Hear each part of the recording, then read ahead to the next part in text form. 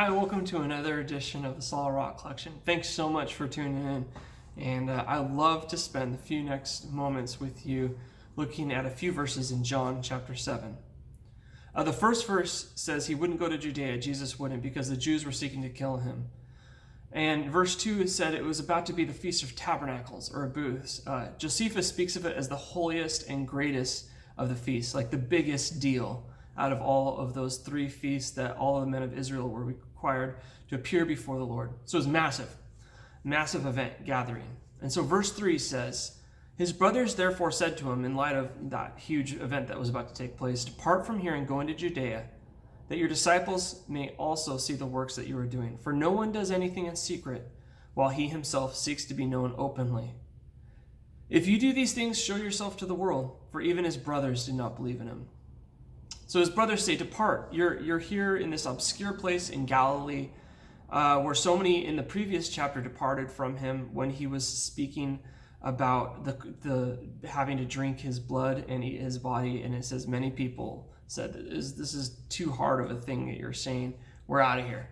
So they're saying, let's get out of this place where you're diminishing and things are shrinking. Let's go to the feast where there's going to be a massive amount of people. Let's get out of obscurity. And obscurity is really the thing I want to meditate on here today. The state of being unknown, inconspicuous, or unimportant. We'll see here in a second, Jesus was purposefully staying in obscurity because he knew publicity meant that the cross was going to come, and it wasn't time yet. And for him, there was safety in obscurity.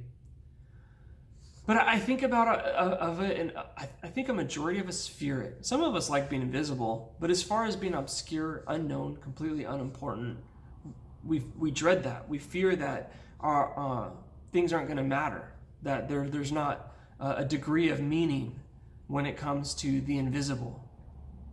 But in obscurity, again, Jesus knew was the freedom to continue to move about in these circumstances, in obedience to whatever the Father had for him on each given day. If he didn't stand into some degree of obscurity, things would have just happened, and the time wasn't there yet. As Jesus would say, any time's good for you, he would say in the next couple verses. But for me, the hour's not come yet. It's not time yet. They would say, come to the feast, again, letting everybody see these miracles you're doing, so that your disciples may see him. You know, the last time the word disciple was used was when, again, it said in John 6:66 that from that time many of his disciples went back and walked with him no more. After he had said, to be my disciple, you must eat my body and drink my blood. And this way of talking from his brothers, of saying, hey, let yourself be known, was really said to come out of their unbelief. Their unbelief that would say, leave obscurity, go to a more famous place, more significant. But Jesus loved the obscure places. He loved obscure people, the unimportant places. I mean, we so often see him going to secluded places or towns where it was small. It was not, Samaritan towns, or traveling to the Gadarenes to just really minister to one crazy guy that lived in the tombs. We see him ministering, traveling long ways many times with the sole purpose of ministering to one obscure person. That's encouraging to me. Obscure people, like we see him even in the crowd. There's tons of people in the crowd, and then the most obscure, unimportant, unassuming little teeny guy he picks out of the crowd, Zacchaeus. Or the woman at the well, or the prostitutes or lepers that he interacted with, the people who everyone else passed by. He would stop and say, hey, I see that you've been lame your whole life. Rise up and walk. He was the Good Samaritan who didn't and doesn't avoid walking away from our mess, beaten and bloody, but picks us up, cares for us when everyone else passes us by. And as I look at Jesus and see his seeming knack for the obscure, for not the big, the bright, the top 10. All right, we're going to, top 10 cities, top 10 people, we're going to go after them. But I ask myself, how much room is there in my life for the obscure characters of this world that I encounter?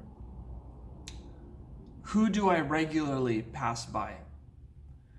Jesus wasn't exclusively, like we said before, obscure. It's not like he only worked in the obscure, but it was a huge part of both his personal life and practical life. And I know good boundaries are great, and they're necessary.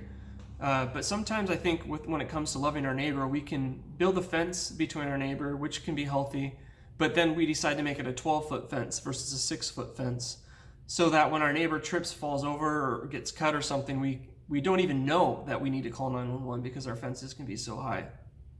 Years and years ago, I had a good friend. Well, he was kind of sometimes a good friend, probably not a great influence of a friend, but he was going down some really dark roads, and he ended up in prison.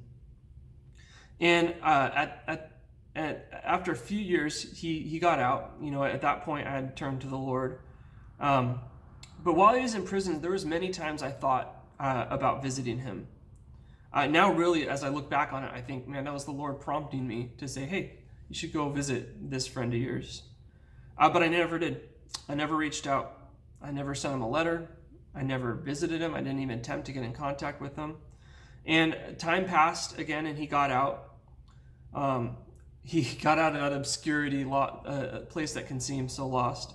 And when he got out, I ended up seeing him and kind of very lamely apologizing. Oh man, I'm sorry, I never went to see you, blah, blah, blah, blah, meaningless excuses or whatever.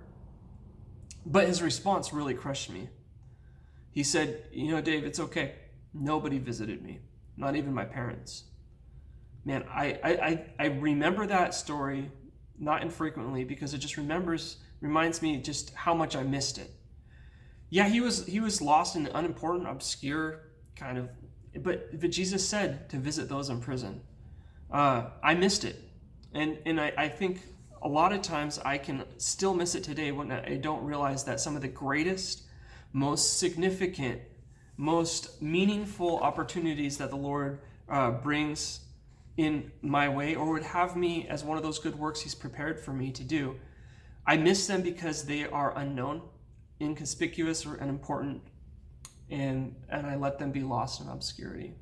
So I'm thankful. The Lord chose to come to us in His first coming in obscurity, in that manger, that unassuming, invisible place. He took the form of a servant. Philippians 2 talks about that.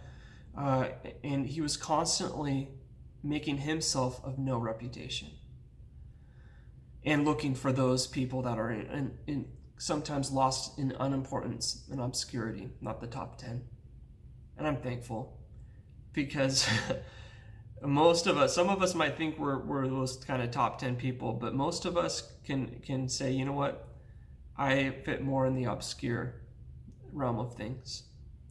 And so my prayer, I know today, is, Lord, may I not miss the obscure, the obscure places and the obscure people that You would have me be a part of my life. Well, God bless, and I'll see you next time.